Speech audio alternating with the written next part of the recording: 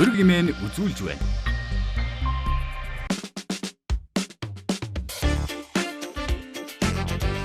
Үзэгч та бүхнийхээ орон амгалан айлтгахыг өрг нэвтрүүлгийн шинэ дугаар эхлэж байна.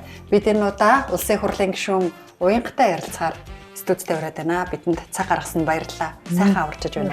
Баярлалаа. Сайхан аварчиж байна. Та сайхан аварчиж байна. За, та нэлээд говийн аймагуудаар яваад байна. Говийн аймагуудыг дараагийн тойрог гэж тооглоод байна уу?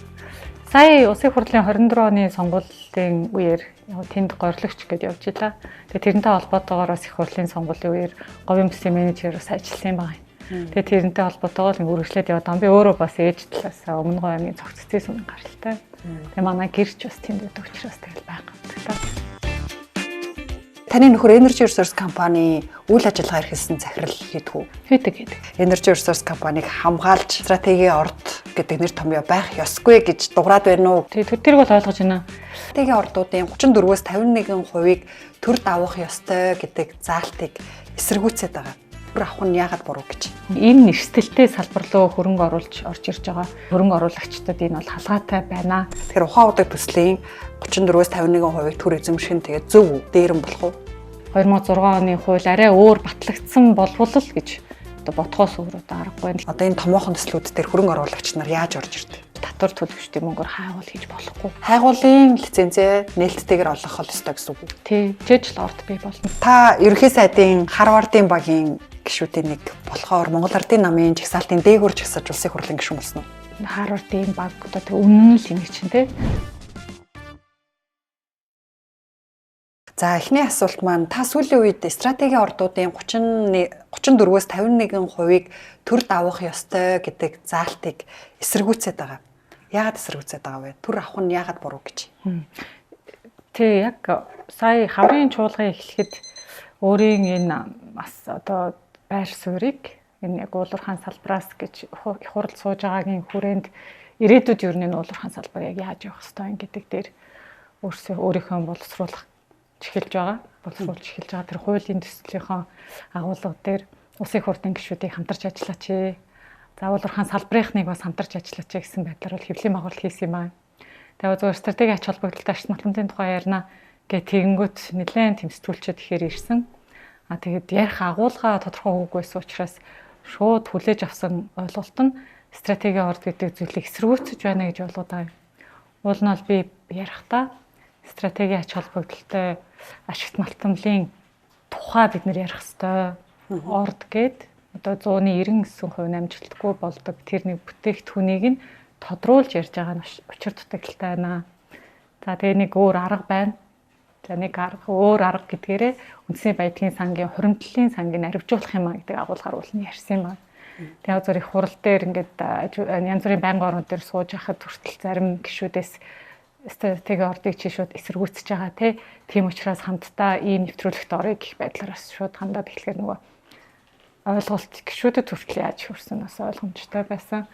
Тэгэхээр энэ талаар өөрийн одоо ажиллаж байгаа хуулийн төслийн тандан судалгааг тайлбарлах чиглэлээр бүх уулуурхаан компаниудаас авж байгаа саналуудаа хүртэл нэлээд сайн ярих хэрэгтэй юм лээ.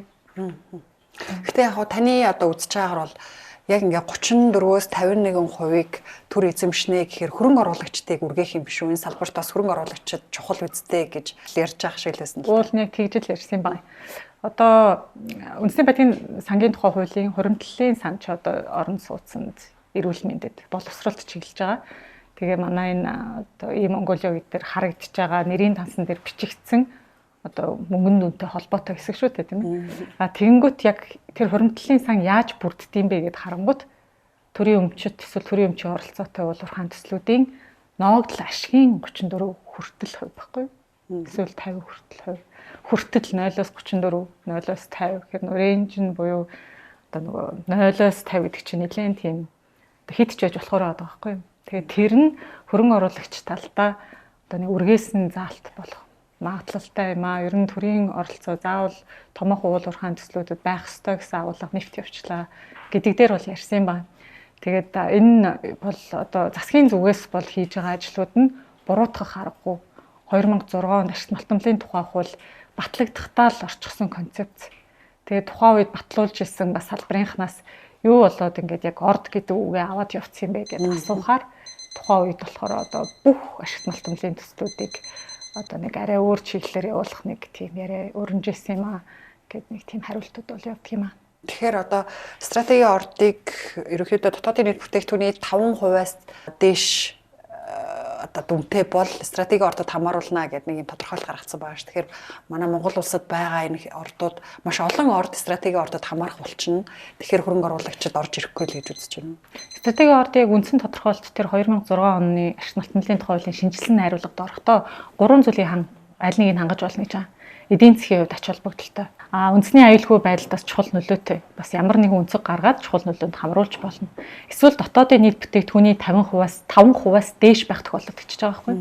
Тэгээ одоо энэ яг 24 оныхон дотоодын нийт бүтээгдэхүүнийхаа нийт үнийн дүнг одоо байгаа ордуудынхаа нөлөөллийг нь үзэнгүүт Эрдэнэс 5 толгой, Эрдэнэт оюу толгой гурвал байгаа энэ дотоодын нийт бүтээгдэхүүнийхаа 5%-аас дээш гарч байгаа нь. Тэгэхээр яг зөвхөн томоохон дараагийн Эрдэнэтийг бид нар бий болгоё тий. Дараагийн төслүүдийг бий болгоё гэх юм бол хөрөнгө оруулалт хэрэгтэй. За тэгээ хөрөнгө оруулагч нь орж ирэнгүүт танаа хууль эрх зүйн орчин одоо тийм одоо үл мэдэгдэх зүйл ихтэй байна. Яг 34 юм уу, 30 юм уу, 25 юм уу хүртэлгч гэсэн учраас тэгээс юм төрийн эзэмшлийн хувь заавал байна гэж томроод хэлэх юм бол ингэж орж ирэх нэ. Тэгтэл яг хайгуулын салбар гэдэг бол одоо хайгуул хийгээд орд болох магадлал чинь одоо 1% байгаа. 100 хайгуулын тусгай зөвшөөрлөөс нэг нь л ашиглалтын тусгай зөвшөөрөл Монгол улсад болсон байна. Тэгэхээр яг энэ нэрсэлтэй салбар руу хөрөнгө оруулж орж ирж байгаа хөрөнгө оруулагчдад энэ бол халгаатай байна гэдэг үүднээс нөгөө салбарын асуудлуудыг мэдж байгаа хүрээндээ ийм хуулийн төсөл дээр л ажиллаж эхэлж байгаа юм байна. Одоо тандан судалгаанд гарчихсан байна. Тэгээд одоо танилцуулаад явах хэрэгтэй байна да. Миний нөгөө нүүрсийг аваад өгөөч. Энэ өвлжөнгөөл би энэ нүрсийг шахмал түр шиг барьж явсан. Энэ шахмал түршний гол найрлага нь Energy Resource компани Midlinger хийдэг. Та мэдэх бах. Таны нөхөр Energy Resource компани үйл ажиллагаа эрхэлсэн захирал хийдэг гэж сонссон хийдэг үү? Хийдэг. Energy Resource компани ухаан удгийн төслийн ухаан удгийн ордын 34-өөс 51%-ийг төр эзэмших ёстой гэдэг ийм маргаан гараад байгаа. Energy Resource компаниг хамгаалж стратегийн орд гэдэг нэр томьёо байх ёсгүй гэж дуграад байна уу гэсэн хардлага төрөөд байна л да. Тэгэж хардлага төр тэрийг бол ойлгож байна. За нэгдүгээрт бол манай хүн бол ухаан удаг тэр төсөл төр Energy Resource гэх компанид бол одоо цалин авч ажилладаг инженер техникийн ажилтан хүн байгаа. Одоо хувьцаа эзэмшигч биш тий. Өөр хэрвээ компани одоо өндөр цалин амлсан тохиолдолд тэнд очиж ажиллах ийм мэргэжилтэй хүн. Тэгээ маш тийм өндөр чадвартай учраас тухайн тэр төсөл ямар нэгэн алдагдaltaгүй инженер техникийн ажилчдынхаа бүрэн хүчин чадлыг одоо авч ажилдаг хариуцлагатай байх дээр нь анхаарч байдаг ийм инженер хүн байгаа. Тэгээ Energy Resource компани тэр ухаан удаг төсөл Өмнөдгөө аймгийн цогццын суманд бол хэрэгждэг. Яг тэр суманд одоо байнга амьдраад тэнд ингээд ажилтдаг, амьдардаг хүмүүсийн хувьд бол их хариуцлагатай компанид тооцогддог. 2024 онд би буруу санааг бол засаг даргын тамгын газраас нь хариуцлагатай компани гэдгээр шалгаруулж исэн юм төвхтэй. Тэгээд сая одоо хоёулагийн дунд байгаа энэ шахмал түвшний гол түүхийд нь бол яг тэр одоо Energy Resource-аас гарч ирж байгаа одоо мэдлэн буюу угаасан одоо эрчим хүчний нүүрс юм л та. Тэгээ угаага тодорхой түвшинд авчираад тэгээд энэ шахмал түвшийг бол хийлгэж эхэлсэн, хийж эхэлсэн. Тэрэнд одоо нүрсөө өч эхэлсэн ийм л газар. Тэгэхээр та ухаан удгийн төслийг өмөрч стратеги орд дээр одоо заавал төр эзэмших шаардлагагүй гэсэн. Одоо богино хариулт нь бол үгүй юм аа. Тэ? Одоо шууд л яри. Одоо ажил хийж байгаа ажил маань тэгээ өнгөрсөн хугацаанд юу хийж байна вэ гэдэг маань одоо хин нэгнийг захиалгаар ч юм уу тэ тэгэж ажиллах ямар ч шаардлагагүй төвшөнд бол намайг бэлтгэсэн гэж боддог. Тэгээд энэ улсын хуралд 126 гишүүдээс 81 шинэ гишүүд байна. Тэгээ яг ингээ хараад үзэх юм бол жагсаалтаар орж ирсэн олон гишүүд бол нэлээ одоо сургууль соёлоор явсан өөрийн гэсэн үзэл бодолтой хинийч тийм одоо үзэл бодолд одоо дагалдаад л ингээд явдаг тийм төрлийн хүмүүс бол биш. Тэгэхээр одоо ингэж хардах зүйл бол байна гэдэг бол намайг зүгээр сууж исэн ч тэгж хардахаар юм лээ. Тэгээ би ямар тач дуулуурхаан салбараас гарч ирсэн хүн, Монгол Ардын намын жагсаалтанд орохдоо ч салбарын төлөөлөл гэж явсан. За тэгээ манай яг одоо уулуурхаа эрс соёлын салбарын мэргэжилтнүүдний 3000 хавцаал яг салбартаа ажиллаж байна. Тэгэл миний ээж салбарын хүн. Тэгэхээр иймэрхүү хардталтууд бол байх нь зүй ёсны хэрэг байх. Гэхдээ яг одоо уг нөхцөл байдал ямар байна вэ? Орчин үе ямар болсон бэ гэдгээ сайн бодцоод одоо хартах нь зүйтэй баха. За иймэрхүү юм байдал одоо жишээ нь би салбарын хүн учраас над дээр үсэх өндөр магадaltaй учраас гээд байж болох бүхэл төрлийн бас байгууллага 54 төрлийн бас байгууллага санал авч байна. За ашиг малтамлын тусгай зөвшөөрөл 10-аас дээш одоо тоог эзэмшдэг Монгол улсад бүртгэлтэй тийм аж ахуй нэгжүүдээс санал авч энэ хуулийн төслийг та хэд юу гэж бодож байна? Монголд болоод гадаадын хөрөнгийн биржид бүртгэлтэй компаниудаас санал авсаран байгаа л одоо сүүлийн сар хагас өнгөрүүл. Тэгээ салбарынхаа миний л мэдэх хамгийн сайн хуульчийг бас ажилуулж байна. Тэг ямар тач нэг цаашдаа ирээдүгөө харах цаг бол болцсон гэж бодож байна.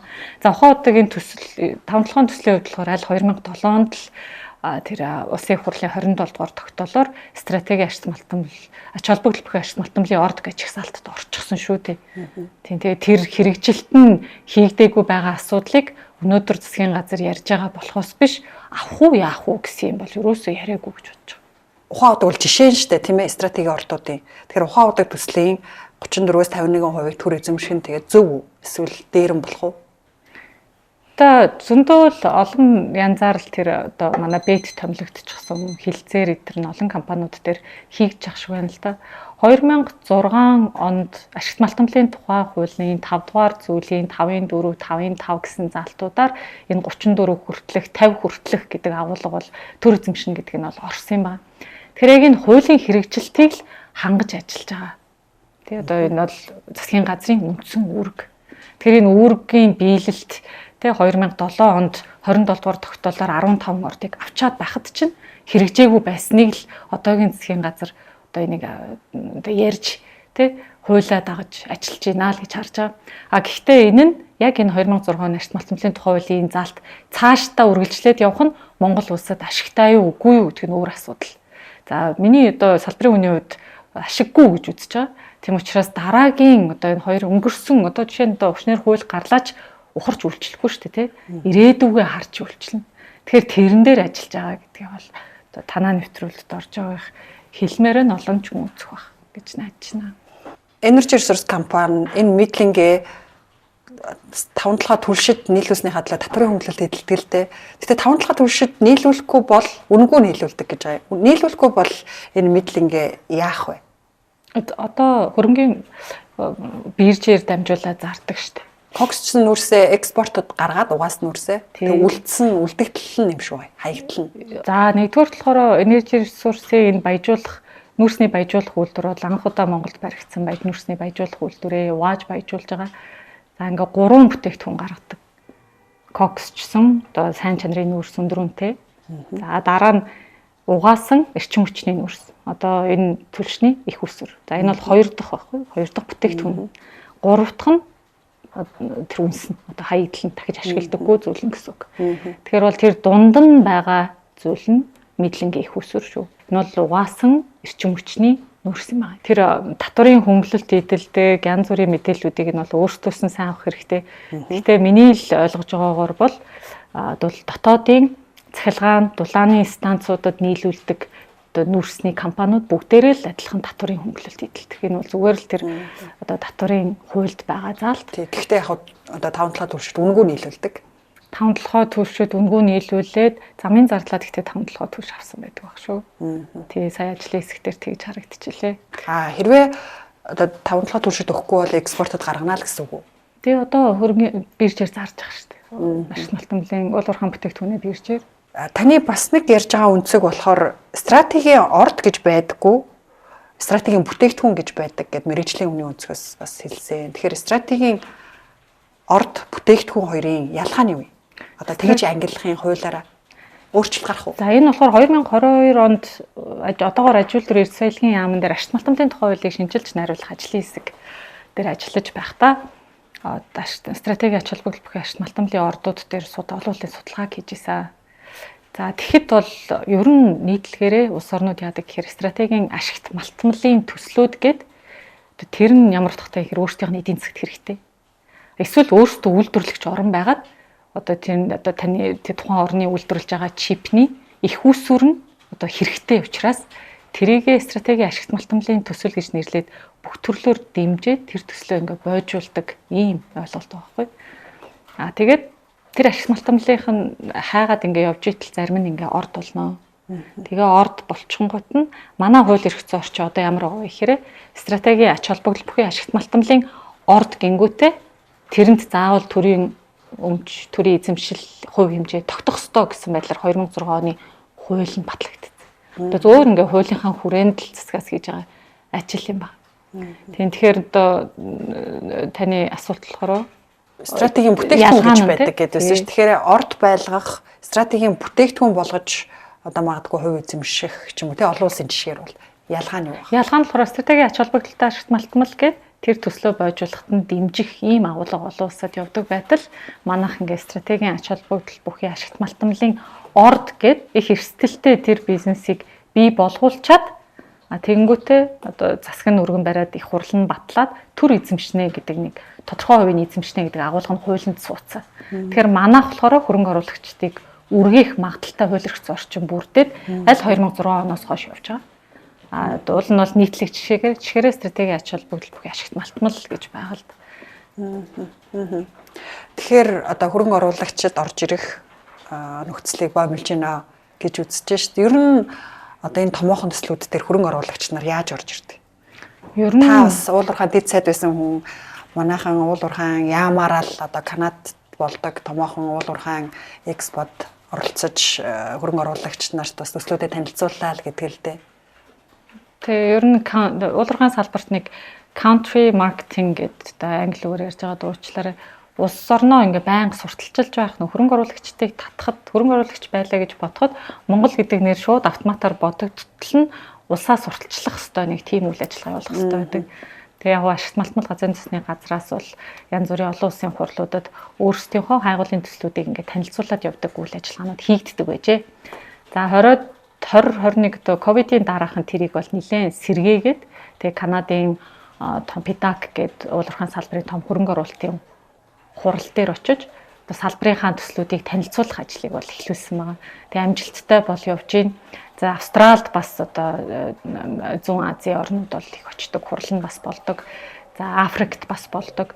Тэгээ ер нь бол тэнд юу болдог вэ гэхээр бүхэл том улсууд өөрсдийнхөө хайгуулын төслүүдийг очиод танилцуулаад манайх юм сонирхолтой байна, ирж ажиллаач гэдэг. Яагаад вэ гэвэл ер нь бол улсын төсвөр хайгуулах юм гэдэг бол хэрсдэлтэй. 100 хайгуулын тусгай зөвшөөрлийг нэг нь ашиглалт руу шилжиж байхад бид нар татвар төлөгчдийн мөнгөөр хайгуул хийж болохгүй. Тэгэхээр хөрөнгө оруулалт дээр л тулна гэсэн үг. Тэгвэл хайгуулын лицензээ нээлттэйгээр олгох хол ёстой гэсэн үг. Тийм. Тэгжээж л орд бий болно. Хайгуулын лиценз дээр хэр хөрөнгө оруулагчид сонирхдгийг дараа нь тохироогоо одоо ингээл 34 51 гэж ярьж штэ энэ тохироогоо яаж эзэмших ёстой? Одоо байгалийн баялаг бол ард түмний нийт өмжих гэдэг байгаа штэ. Магадгүй бид нар нэг тийм ашиг малтмалын тухай хуулиа нэлээд ойлгомжтой болгочих хэрэгтэй юм шиг байна. За манай Монгол улс үндэсний баялагын сантай. Үндэсний баялагын сан гэдэг концепт маш олон оронд байдаг. За ер нь бол ингээл ирээдүйдээ тухайн улс орны эдийн засаг сайнгүй байх үед энэ баялагын сангаараа орлуулдаг ч юм уу те.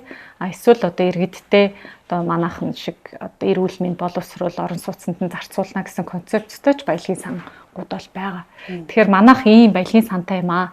За Монгол улсад хэрвээ одоо газрын хэвлэлийг хөндөд орд ашиглах гэж байгаа бол та борлуулалтынхаа орлогын яг тэд төвийг хуримтлалын санд өгдөг бай. Ингээ нэг тодорхой байвал ирээдүйд хэрэгтэй. Тэрнээс биш 0-оос 34% хүртэл хувийг нь төр эзэмшин гүйч байж болно. Ямар нэг юмар орлуулчих болно. 0-оос 50%-ийг нь хэрвээ нээжлэрүүлсэн байвал ч юм уу те улсын төсвийн өргөөр хайгуул хийсэн бол энэ гэсэн тийм нэлээд ийм орон зай ихтэй тийм үл мэдэгдэх зүйл ихтэй хууль байх тусмал ирээдүйд нэлээд тийм эрсдэл юм аа л гэж харж байгаа. Тэгээ одоо энэ дээр гэхдээ одоо хуулийн залтаараа 34-өөс 51% төр эзэмшихтэй өсөн нэмэгдэх амнаат ч гэдэг юм уу те татвараа өндөр тавих гэсэн ийм залтаар орлуулах боломжтой юм уу? Тусгай төлбөр гэж байна. Тийм. Тусгай төлбөрөөр орлуулж болно гэдэг.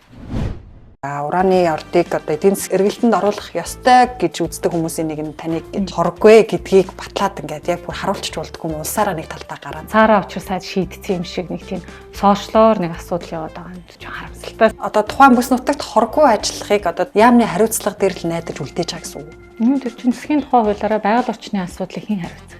Одоо энэ зөвч аваагийн төслөөс л бол монголчууд нийт 5.1 тэрбум долларын ашиг хүртнэ. Үнийн дүнгээс хэд дахин их үнийн дүнтэй оюут толгойн антриколтын маргааныг ер нь яагаад ярихгүй байна вэ? Яг талбай нь одоогийн оюутлогын хөрөнгө оруулалтын гэрээн дээр дурддагдаагүй биш, дурддагдсан юм аа.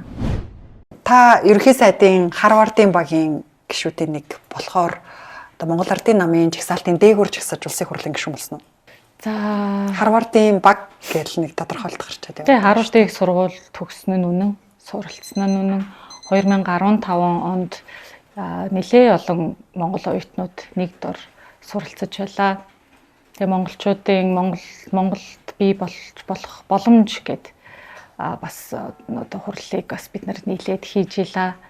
Тэгээ одоо яг намайг уулуурхайн салбарын одоо агентлагаас ахуулаад яаманда ажиллаад хувийн хвшилт ч ажиллаж байсан. Яг энэ салбартаа одоо яг одоо мэрэгсэн хүн гэдэг утгаараа жагсаалтад оруулсан гэж бол би ойлгодог. Одоо янз бүрээр л тайлбарлаж болох бах тоо. Одоо Харвардын баг одоо үнэн л юм чинь тий. Харвардын баг Харвардд сурсан нь үнэн.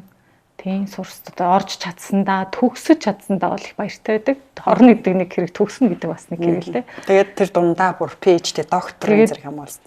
Тэгсэн тий. Тэгээд нэлээ одоо залуу насныхаа маш олон жилийг бол сурч өнгөрөөсөн. Гэхдээ мэдээж хувийн хвшилд ажиллаж ээж салбартаа танигдах хэрэгтэй байдаг.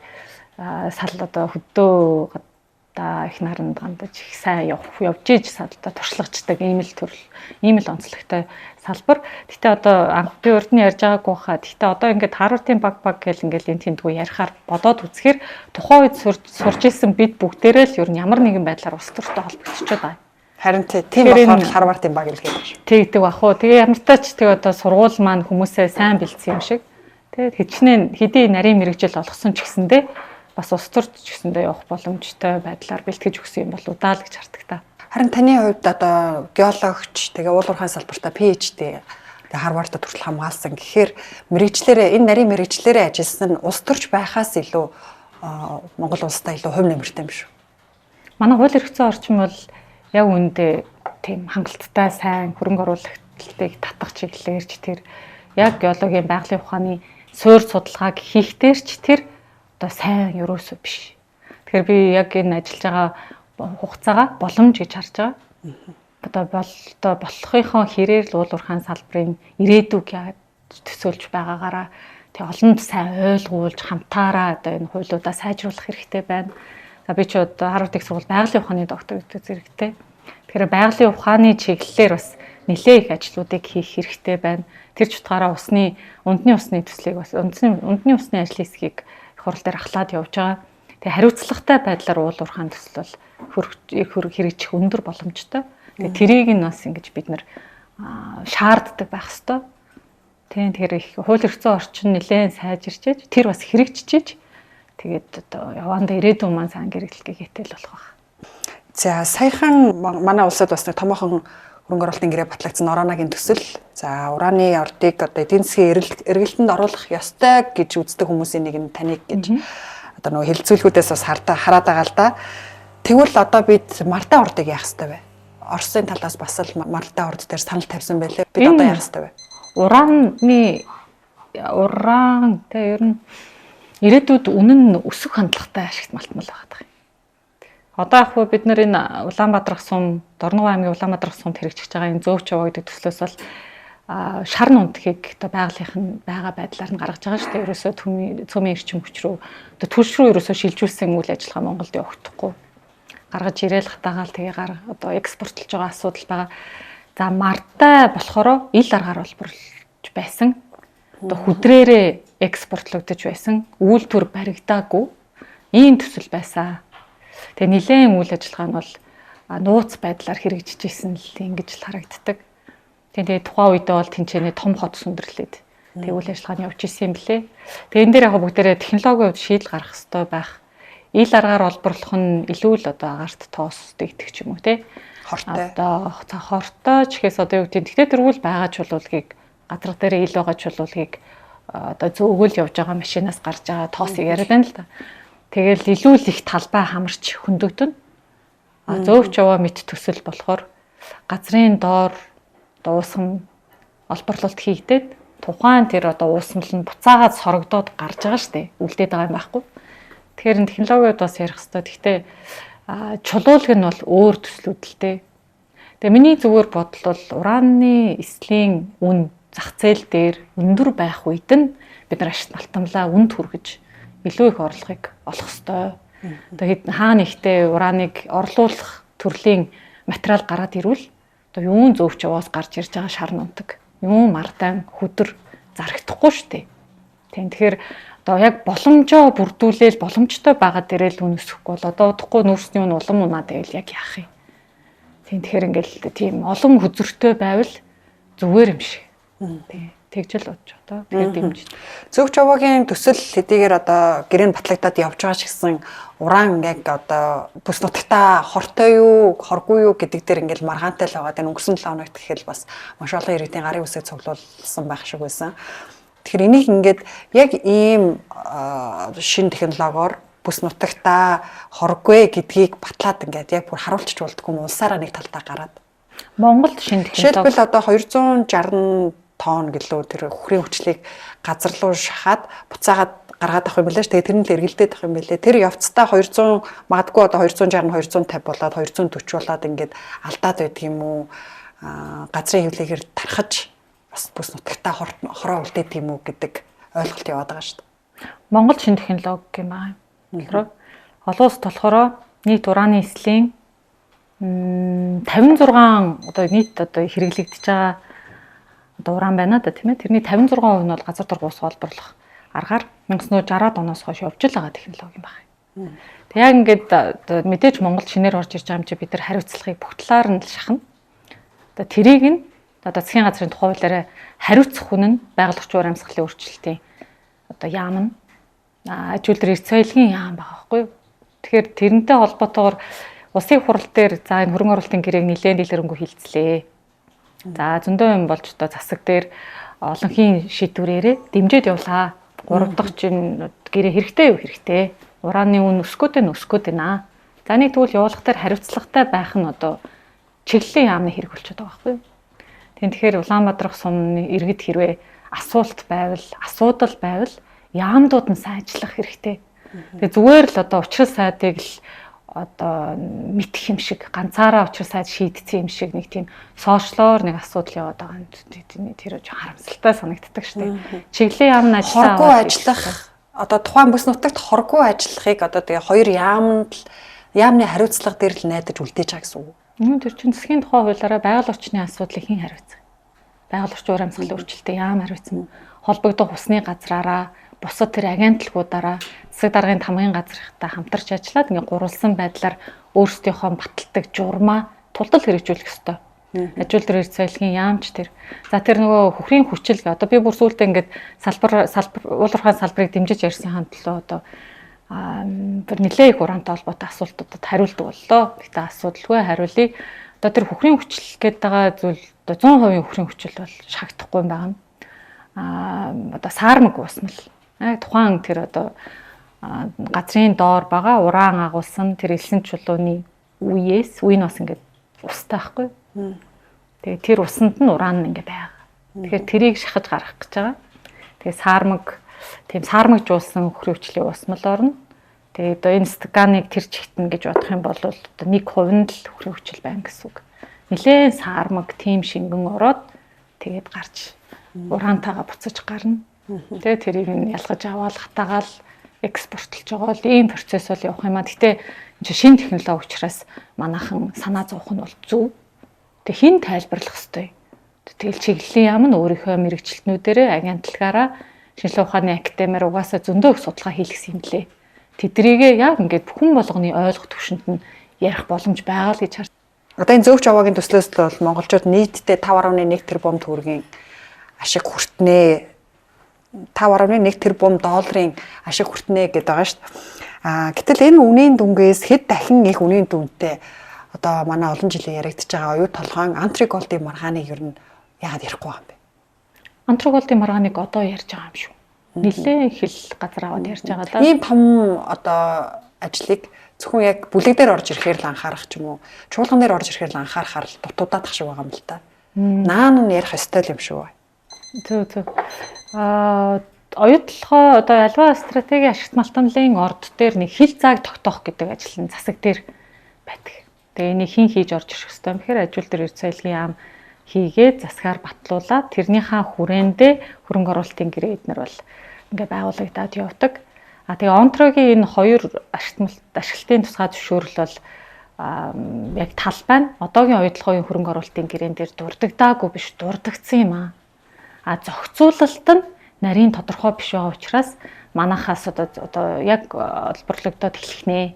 Дурддагдсан гэхээр бүлэг орд гэдэг тариалагдаж байгаа гэсэн үг үү? Тий, тариалагдаад. Оюутлогын бүлэг ордыг хамааруулна гэж хөрөнгө оруулалтын гэрээнд тусгай. Хөрөнгө оруулалтын гэрээнд хайуулын тусгай зөвшөөрлийнхөө дугаараар дурддагдсан байна. Тий. Тэгээд тэр нэг тийм нарийн зохицуулалтууд л одоо тэр яг хөрөнгө оруулалтын гэрээн дээр дэлгэрэнгүй суулгах, яг тэр онтроколдын талбайд хамаарах тэр олборлолт хийгдээд явхад одоо манайх чинь стратеги ашигт малтанлын хаан 34 хүртэлх хувийг нь төрийн оролцоотой байна. Ноогдол ашигийнхан шүү дээ. Ашигийнхан тийм. Тэгэхээр тэрнийхээ одоо хилцээрүүдийг хийх ёстой ажил засгийн түвшинд байх уу, их хурлын түвшинд байх уу гэдэг энэ бас л нөгөө урд өмнө шийдэгдсэн асуудал. Тэгээд голдрлоо болоод явах. Тэгэхээр лицензийнхаа дугаараар хөрөнгө оруулалтын гэрээнд бүртгэгдсэн гэхээр одоо бид нар тэдний тавьж байгаа санал шахалтанд тааруулж хэлэлцээрээ хийх ёстой гэсэн үг. 20-80 гэсэн санал тавьчихад байгаа шүү дээ. Онтрогийн эзэмшдэг 20%-ийн 34%-ийг Монгол улс эзэмшүүл гэдэг. Тэгээд одоо тусдаа хөрөнгө оруулалтын гэрээ их хурал дээр орж ирнэ л гэсэн ойлголттой байна. 20-80-ийн харьцааг харин юу гэж бол тэр болохоор онтро гэдэг тэр компани оюутлогоо хоорондын харилцаа нь 28 нэлээ. Тэгээд засагтаа болохоор хөрөнгө оруулалтын гэрээгээрээ одоо яаж тусаж орж ирэх нь хилцээр хийж байгаа багуудын одоо үр дүнгээс л шалтгаална да. Хүлээгээд байж байна одоо орж ирэхийг.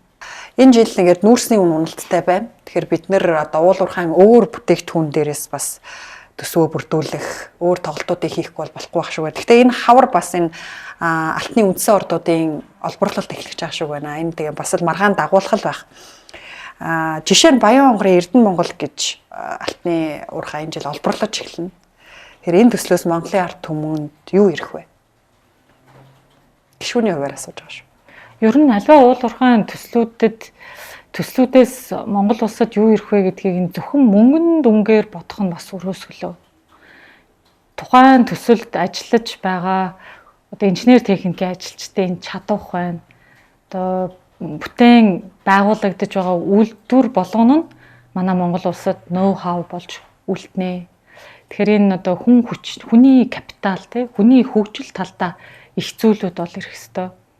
За ер нь бол алтны үн өсөж байгаа нь одоо түүхэндээ зөндөө олон болж исэн зүйл. Үндсэн шалтгаан нь ер нь дэлхийн даяар л геополитикийн одоо эрсдэлтэй үе, хэцүү үе тулгархад л алтны үн ер нь өсөд байдаг юм хандлагатай байдаг. Тэгээ одоо 3260 доллар байв үнсэн тий.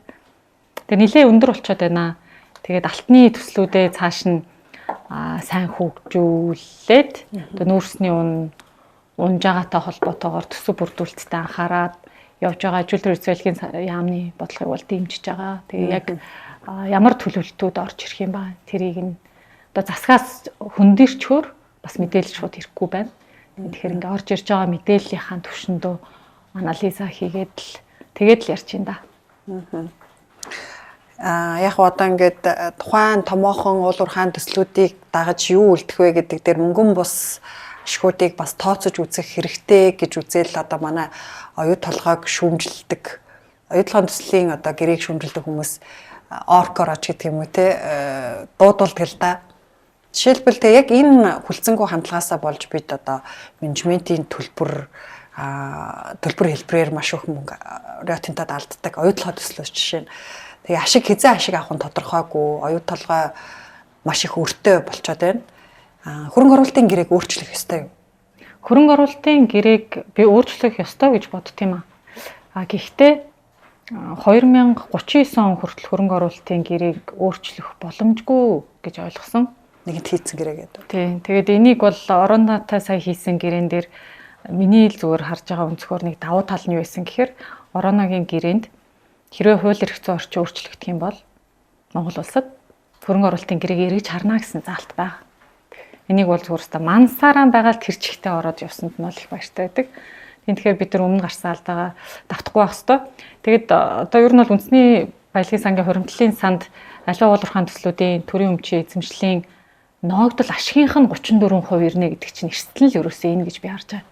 Зардал нь өсөд байдаг, ашиг нь тодорхойгүй байгаад байдаг. Тэгээ ашиг нь хизээ авах нь тодорхойгүй. Тэгээ бид нар ингээл үнэхээр сайхан хувиа эзэмшээд байдаг. Ашиггүй ажиллаатай байвал тэгээд хуримтлал үүсэхгүй гэж харж байгаа байхгүй. Тэгээ яг зүгээр тандан судалгааны маань дүн гарчихсан байгаа. Тэгээ хуулийн төслөө танилцуулаад явахаар илүү ойлгомжтой байх байхаа. 2009 оны оюутлахаан хөрөнгө оруулалтын гэрээний хугацааг дуусгах хүртэл бол боломжгүй дуусвал энэ гэрээг өөрчлөх ёстой гэж үзэж байна уу? Яг одоогийн байгаа нөхцөл байдлыг л ярьсан. Тэгээ яг Онтрогийн хэрвээ 2 тусгай зөвшөөрөл дээр хөрөнгө оруулалтын гэрээ орж ирэх юм бол бас давхар энэ оюутлахаан гэрээнд өөрчлөлт орох боломж бүртгэх нь яах нь те? Тэрийг нь бүгдээрээ харъя. За Улсын хурлын гишүүдийн үндсэн цалин 7 сая төгрөг юм шиг байна. Нэмээд сар бүр тогтмол одоо 20 сая төгрөгийн зарцуулалттай. Та үүнийг юунд зарцуулж? Би одоо өмнө өөрөө нэлээ их явлаа. За говийн бүсээр явах болгондоо зарцуулдیں۔ За тэгээд хуулийн судалгаануудаа зарцуулж байна. За стратегийн ашигт малтомлын төслийг дэмжих тухай хууль бол анхдагч төсөл байгаа. Тэгэхээр энэ анхдагч хуулийн төсөл гэдэг бол тандан судалгаа гэж маш том судалгаа явж байна. За тэгээд дагаж гарах 7 бичиг баримт гээд энэ дэр бол баг энэ жилийн маань миний нэлээд том төсөв бол тийшээгээ орлоо. За рэгдэл гишүүн болон хос хоёр гишүүдтэй нийлээд шинжилгээ ухааны технологийн хуулийн дээр бас нэг өөрчлөлт оруулахаар ажиллаж байна. За ер нь бол хуулийн судалгаанууд дээр л орж ин да. Тэгээ одоо усны тухай хуулийн дээр бас өөрчлөлт оруулахаар ажиллаж эхэлж байна. Тэгээд миний зарцуулалт бол иймэрхүү байна. Тэгээ хөдөө орон нутгаар явахдаа зарцуулна. Тэгээ энэ бол нөгөө 20 сая төгрөг гишүүдийн гар дээр ирдэг гэж ойлгоод байдаг нь бол тийм биш. Их хурлын тамгын газраар ингээд зарцуулалт нь хэмжлэхээр дамжаа явдаг учраас тэгээ ямартаач бидрийг ажиллах нөхцлөөр хангаж байна л гэж хүлээж авч байгаа. Хуулийн төсөл боловсруулах, судалгаа хийх энэ ажилд нь 20 сая төгрөг нь хүрэлцдэг. Хувааж ер нь гаргаж байгаа шүү дээ. Одоо эхний хэдэн судалгаа авахд тэдэн хувийн тэгээ дараа нь тэдгээ. Одоогор хүрэлцээгүй байгаа зүйл бол алга. Гэхдээ миний санаа зовж байгаа зүйл нь нэг 8-9 сарын үед одоо баланс хэд дээр ирэх нь л байна да. Тэгээ учир нь олдох байхаа. Таны хүүхдүүд ямар сургууль сурдаг вэ? Сантад сурдаг. Манай хамгийн бага хүүхд бол 54 дэх цэцэрлэгт сурдаг. Хувийн сургууль сурдаг юм байна. Сантад сурдаг тий. Хувийн сургууль шүү дээ тий. Тэгэхээр ээж хүний хувьд бас улс төрчийн хувьд улсын сургуулиудынхаа боловсролын чанарыг яаж ахиулчих юмсан да гэж санаа зовдөг вэ? Санаа зовдөг л байлгүй. Манай хүү бас 11 манай том хүү 11 дугаар сургууль сурч исэн. Тэгээд улсын сургууль, хувийн сургуулийн ялгааг бол сайн мэдж байгаа. Тэгээд өөрөө нөгөө нэлээд тийм тоо суурьтай явж исэн хүний хувьд одоо тэгээд ерхий ээшийн хамгийн өндөр оноотой сургуулиудыг харахад ч тэртэй. Тэгээд баш санд сургуулийн захирлын их мөнхтэй Америкт хамт суралцж байсан хүний хувьд нэг тийм рол одоо модель буюу одоо ирээдүйд их мөнх захирлыг хараад хөгжчихөөсэй гэсэн үднээс санд сургуулийг сонгоод бол хүүхдүүдэд өгсөн. Манай баг хүүхд бол цэцэрлэгт байгаа учраас одоо аль сургуульд орох нь бол тодорхой биш байна. За 11-р сургуулийг одоо улсын сургуулийг хувийн сургуультай харьцуулаад харахад бол одоо хүүхдийн тоо маш их байна. За манай одоо хүүгийн ангид гэхэд л 46 байлуу хүүхдтэй байлаа. 40 минутаар хичээлнэ гэвэл тэгээ нэг хүүхдэд 1 минут хүрэхгүй байгаа байхгүй. Тэгэхээр тэр бол эцэг эхтэр нэлээ их тийм одоо давхар ажлыг бий болгочдөг. Эцэг эхчүүд хөвчлэн л өдөр хөнжүүлэхэд явуулна. Дагаад ингээ өдөр хөнжүүлэхүүд нэлээ хөгжиж чинь. Мэдээж хүүхд эцэг эхчүүд хүүхдийн боловсролд анхаарч чинь. Эсвэл гэртээ маш их цагийг одоо хүүхдтэй одоо хичээл хийлгэхэд нь зарцуулж байна. Эсвэл тэгэл хүүхд таягдах ийм л нөхцөл байдал үүсэж байгаа. Тэгээд энэ хүртээмжийг сайжруулах хэрэгтэй юм лээ. Тэрэн дээр л одоо ажилландаа харамсалтай нь одоо нэг улсын хурлын гишүүн 2-оос дээш байнгын оронд байж болохгүй. Тэгээ би яаж үйлдвэржилтийн бодлогын байнгын оронд байгаа, байгаль орчиндөө байгаа. Тэгэхээр одоо боловсролын байнгын хороонд ажиллаж чадахгүй л байгаа даа. Гэхдээ боловсролтой холбоотой ямар нэгэн агуулга орж ирэхэд бол одоо өөрийнхөө одоо чадах чинээгээр л улсын сургуулиудыг дэмжих, одоо сайн багшийг дагаад сайн багш л бий, сайн хүүхдүүд л бий болно гэдэгт бол бат итгэдэг. Тэгэхээр багш нараа тогтоох хэрэгтэй. Өөртөө хэмжээ сайжрах хэрэгтэй л гэж бодож байна. За, ерөнхийдөө миний асуултууд дуусч байна. Та сая Улаанбаатарх суманд очиж үзв үү? Улаанбаатарх сумын иргэдтэй бол Дорнов аймагт бол уулзч байсан. Яг Улаанбаатар сумаа нэлээд дээр өнгөрч исэн гэдгийг очиж үзсэн гэх үү, тий? Тий, яг одоо сүүлийн үед бол очиагүй байна. Яг газар дээр иргэд нь ер нь ямар ойлголттой байна? Дэмжиж гин үү, эсэргүүцэж гин үү? Хэдэн айлын одоо малын бэлчээр нутгийг хамааруулад байгаа юм? Тэр тоо мэдээллүүдийг шууд цэжрэглэх боломж байдгүй. Гэтээ одоо Дорнов аймгийн засаг даргаас мэдээж энэ асуудлууд үүсэхээр те уулзах болгонд бол асуун штэ. Яг Улаанбаатар сумын иргэдийн хурлнууд яг ямар бодолтой байдаг. Яг яадаг гэхээр манад бол одоо эсэргүүцдэг тодорхой тооны хүмүүс байдгаа. Одоо дийлэнх нь зүгээрээ. Одоо яг одоо хажууханд нь амьдардаг аль хизээ төсөл эхлэж байгаа юм бэ гэсэн байдлаар асууж байна гэх мэт. Янз бүрийн л тийм мэдээллүүд ирдэг. Тэгээд нийгэм тийм талцал үүсгээд хүний мэдэх эрхэнд аюу бүтүүлгээр хандаад те одоо буруу бол буруу, үнэн бол үнэн гэдгээ одоо шууд л одоо хилчих тэр субъект нь уулын чиглэлийн яамдан л гэж би харж байгаа юм. За, баярлалаа. Бидэнд цаг гаргаж нэвтрүүлэгт маань нээлттэй ярилцсан. Танд баярлалаа. Таны ажилд амжилт хүсье. За, баярлалаа.